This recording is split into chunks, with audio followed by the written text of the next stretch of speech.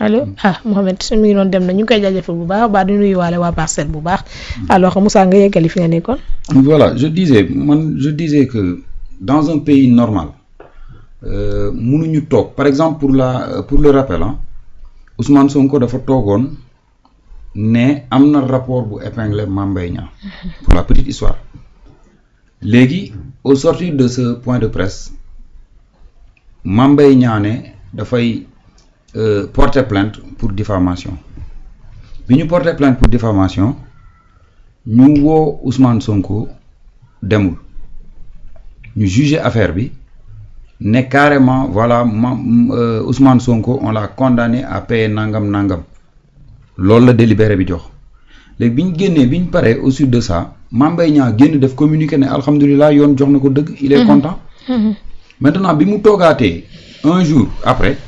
mu génnaat defaat beneen communiqué ne carrément waaw loolu doyu ko day ubbiwaat affaire bi pour ñu carrément ñu fixer Ousmane Sonko à son sort. Ça veut dire que loolu si on sait lire entre les lignes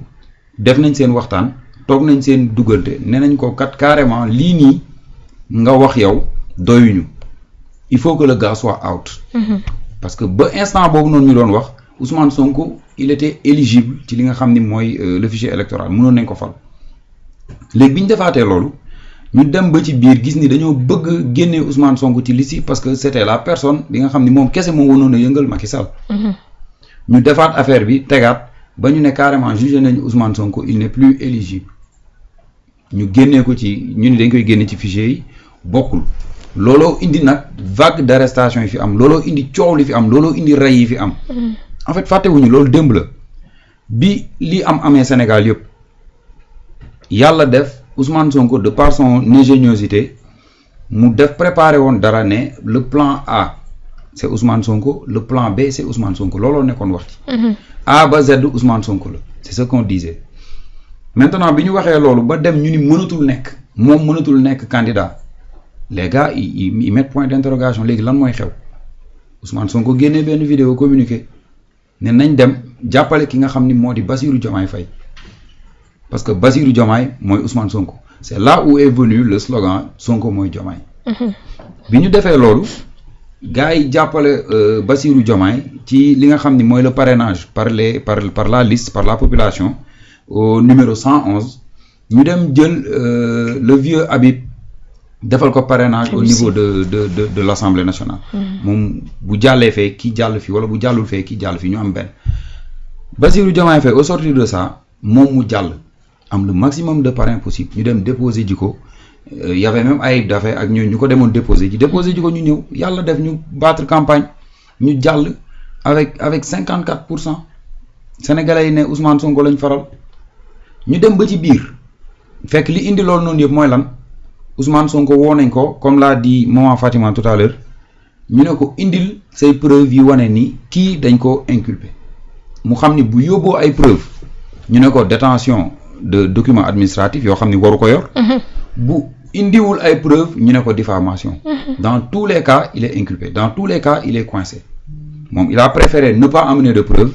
ñu juger ko par contumace ñu dem ci leneen léegi nag bi ñu jàllee ci loolu Bassirou Diomaye Faye nekk président tabb ko moom premier ministre évidemment que tous les documents et tous les dossiers ci moom lay jaar. bien sûr ñu defaat audit. rappeler waat les choses indiwaat affaires yi il s'est trouvé que am na benn document bu ñu rocci woon ci cursus bi et c'était le fameux rapport le rapport où on avait épinglé Mame Mbaye Niang de l'affaire Prodac autant dem nañ ba ñu ne la relation de Mame Mbaye Niang avec Green Mame Mbaye Niang signé woon na démarrage bi avant que Green ak état du Sénégal di am un commun accord avant que ñuy am marché avant Green di gagner marché état bi Mame Mbaye Niang signé na pour ñee mën a commencer en fait ñun ñu ngi xool ñu ngi natt affaire bi naka la grave woon. c'est très grave maintenant ñu préciser ko tey jii nii moom mi nga xam ni moom appareil yëpp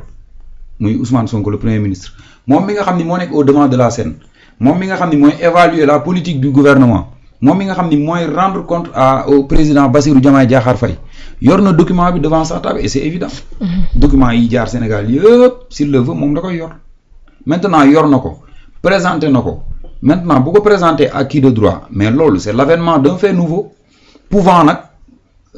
pouvant